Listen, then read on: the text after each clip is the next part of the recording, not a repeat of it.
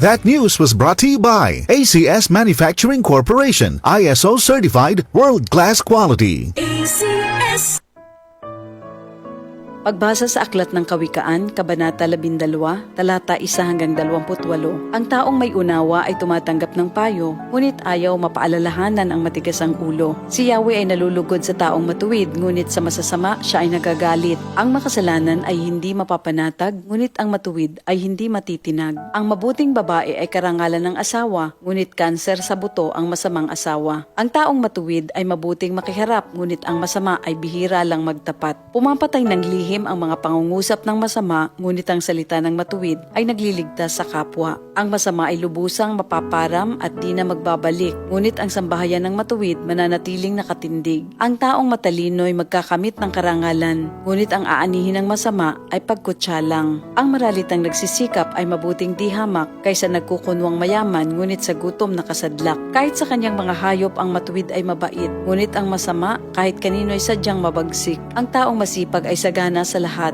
ngunit ang isang hangal sa yaman ay salat. Ang nais ng masama ay puro kasamaan, ngunit ang tuntungan ng matuwid ay hindi magmamaliw. Ang masama ay nahuhuli sa salita ng kanyang bibig, ngunit ang matuwid ay malayo sa ligali. Ang kakamti ng tao ay batay sa gawa o salita, bawat isa ay tatanggap ng karampatang gantimpala. Ang akala ng mangmang ay siya lamang ang tama, ngunit handang tumanggap ng payo ang taong may unawa. Ang pagkainis ng mangmang kaagad nahahalata, ngunit ang mga matatalino di pansin ang pagkutya. Sa pagsasabi ng tapat, lumilitaw ang katarungan, ngunit ang pagsisinungaling ay lumilikha ng kapahamakan. Ang matalas na pananalita ay sumusugat ng damdamin, ngunit sa magandang pananalita, sakit ng loob ay gumagaling. Ang tapat na labi ay mananatili kailanman, ngunit ang dilang sinungaling ay hindi magtatagal. Ang nagbabalak ng masama ay mag-aani ng kapahamakan, ngunit ang nag-iisip ng mabuti magtatamo ng kagalakan. Ang kasamaang palad ay malayo sa matuwid, ngunit ang buhay ng masama ay puno ng ligalig. Namumuhi si Yahweh sa taong sinungaling, ngunit ang tapat ay ligaya niya at aliw.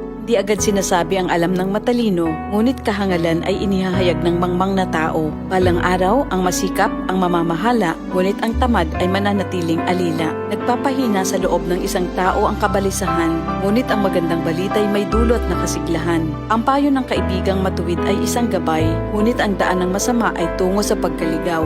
Hindi makakamit ng tamad ang kanyang hinahangad, ngunit ang masikap ay laging may magandang hinaharap. Ang matuwid na landas ay patungo sa buhay, ngunit ang maling daan ay hahantong sa kamatayan.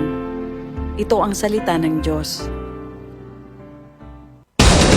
RMN sa Metro Manila, DZXN. Radyo Trabaho, DZXN. ang tunay na gabay sa hanap buhay. Unang Unang radyo, unang balita. Sport.